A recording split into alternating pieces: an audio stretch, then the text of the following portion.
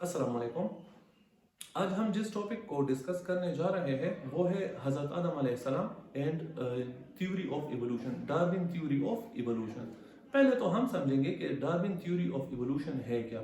Evolution का मतलब the slow and gradual change in organisms, कि जिस तरह पहले बैक्टीरिया था, प्रोकैरियोटिक एक बैक्टीरिया था, फिर उससे यूकैरियोटिक सेल बन गया, फिर वो आर्मड फिश बन गए, उसके बाद 6-7 स्टेप्स और हुए, फिर बहुत सारे ह्यूमन थे, उसमें से एक ग्रो जो था वो होमोसेपियन का था, जो हमारा बायोलॉजिकल नेम है वो। तो इवोल्यूशन मीन्स के स्लो एंड ग्रेजुअल चेंज, मुख्तलिफ सिचुएशन टाइम के साथ साथ इंसानों में भी चेंज आते हैं। इसी तरह जितने भी ऑर्गेनिज्म आप अपने सराउंडिंग में देखते हो उनमें वक्त के साथ साथ जो चेंज होता है उस चेंज को इवोल्यूशन बोलते हैं। इवोल्यूशन मुख्तलिफ फैक्टर्स पे डिपेंड करता है, खुराक की कमी हो गया, माहौल में तब्दीलियाँ, मौसमी तगय्युरात वगैरह वगैरह। जिस तरह पहले ज़माने में करते तो वेल जो फिश है, अभी आप देखेंगे कि इस दुनिया पे सबसे बड़ी जो मछली है, सबसे जो बड़ा एनिमल है वो वेल है। तो पहले ज़माने में वेल छोटे थे, इवन ये कि वो खुश्की पे भी आ सकते थे। वक्त के साथ साथ इनमें चेंजेस आ गई और अभी वो पानी में रहने लगे और इनका जो जिसामत है वो काफी ज्यादा एक्स्ट्रा ऑर्डिनरी तरीके से बड़ा हो गया। ठीक है, तो इस थ्योरी ऑफ इवोल्यूशन को हम मुसलमान लोग पढ़ते भी है और इस पे हमारे अकायद भी है। इस्लाम इस चीज को मानता ही नहीं है, क्योंकि इस थ्योरी के मुताबिक इंसान पहले बैक्टीरिया था, फिर यूकैरियोटिक, इस तरह मुख्तलिफ स्टेप्स में होमो इरेक्टस, होमोसेपियन फिर वजूद में आ गए। इस पे तो हमारा अकीदा है ही नहीं, बट बदकिस्मती से फिर भी कुछ ज्यादातर हमारे मुसलमान भाई इन चीजों को मानते हैं कि थ्योरी ऑफ इवोल्यूशन ही ठीक है।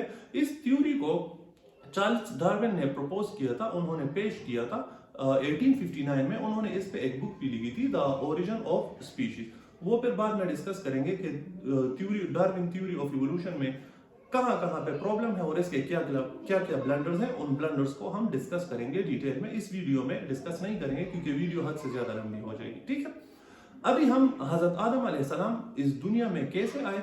मुसलमानों के दो ग्रुप्स होते हैं, दो नजरियात हैं मुसलमानों के, और दोनों उन्होंने कुरान से ही लिए हैं। ठीक है, उसमें से एक ग्रुप का ये मानना है कि हजरत आदम अलैहिस्सलाम जो थे वो सिलेक्टेड थे, मतलब बहुत सारे इंसान थे, उनमें से हजरत आदम अलैहिस्सलाम को सेलेक्ट किया गया था। मींस के वो थ्योरी ऑफ इवोल्यूशन पे बिलीव रखते हैं कि ये थ्योरी मतलब इवोल्यूशन से चीजें ऑर्गेनिजम्स पास होके बहुत सारे इंसान बन गए और उन इंसानों में से आदम अलैहिस्सलाम सेलेक्टेड थे। एक ये है।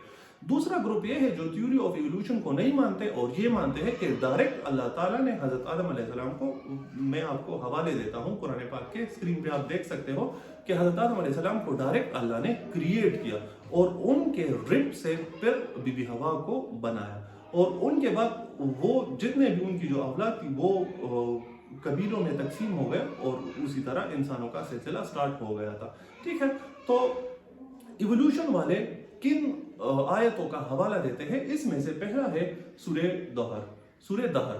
तो सूरह दहर में जरा आप देख लें कि लिखा है कि इंसान पे एक ऐसा जमाना भी गुजरा है जो कोई काबिल जिक्र चीज न था। एक इसको देख ले।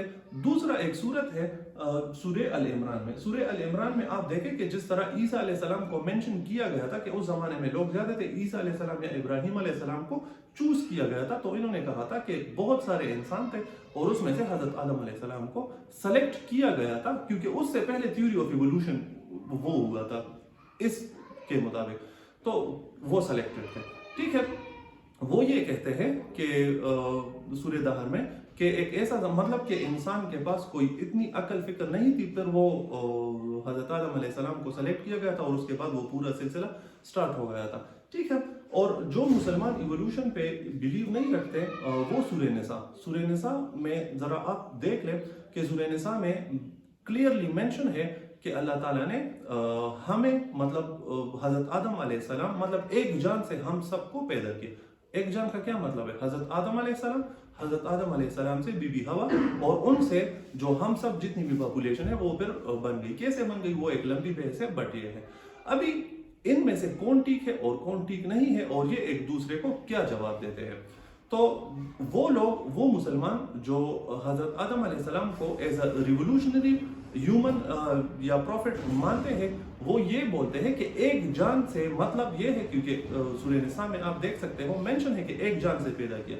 وہ یہ کہتے ہیں کہ ایک جان سے مطلب یہ ہے کہ وہ جو ایک بیکٹیریا تھا، ایک بیکٹیریا سے پھر یوکیریوٹک سیل بن گئے، پھر وہ فش بن گئے، پھر آہستہ آہستہ درمیان میں جتنے بھی آرگینزمس تھے میں مینشن کر لوں گا کہ یہ بن گئے، ٹھیک ہے، اور اسی طرح حضرت آدم علیہ السلام بن گئے، یہ مانتے ہیں۔ اور وہ مسلمان بھائی جو بلیو رکھتے ہیں کہ نہیں حضرت آدم علیہ السلام کو ڈائریکٹ بنایا گیا تھا، تو وہ کیا کہتے ہیں سورہ دہر میں ذرا آپ دیکھ لیں کہ انسان پہ ایک ایسا زمانہ گزرا تھا جو قابل ذکر چیز نہ تھا۔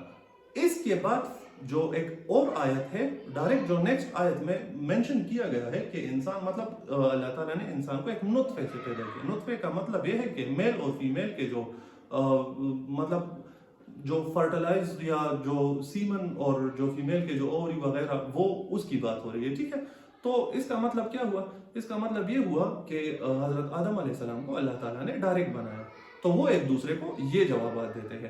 میرے پوائنٹ آف ویو کے مطابق حضرت آدم علیہ السلام کو ڈائریکٹ بنایا گیا ہے، کیونکہ یہ والی جو آیات ہے یہ زیادہ اسٹرانگ ہے، اور سورہ دہر میں یہ مینشن بھی ہے کہ قابل ذکر کا مطلب یہ کہ ہم اس چیز کو تو زیادہ کلیئرلی ڈسکس نہیں کر سکتے کہ مطلب ایک نطفے سے انسان پیدا ہوتے ہیں، ٹھیک ہے، وہ ہم سب کو پتا ہے، ٹھیک ہے۔ اس کے بعد اور بھی بہت سارے آیات ہیں، جس طرح سورہ الحجرات میں آپ دیکھ سکتے ہیں۔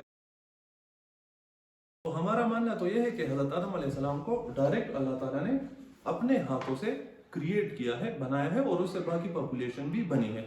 اسی طرح اور بھی بہت سارے ہیں، سورۃ الحجرات میں بھی یہ مینشن ہے، سورہ السجدہ میں بھی یہ مینشن ہے کہ اللہ تعالیٰ نے حضرت آدم علیہ السلام کو کلے سے بنایا، مٹی سے بنایا، ٹھیک ہے، اور پھر ان میں وہ روح پونک دی، ٹھیک ہے۔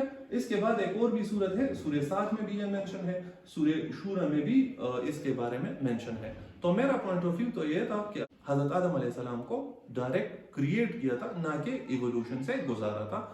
مختلف آیاتوں سے ہم نے وہ ڈسکشن کر لی، اور نتیجہ کیا ہوگا؟ نتیجہ یہ ہے کہ حضرت آدم علیہ السلام was not the part of human revolution.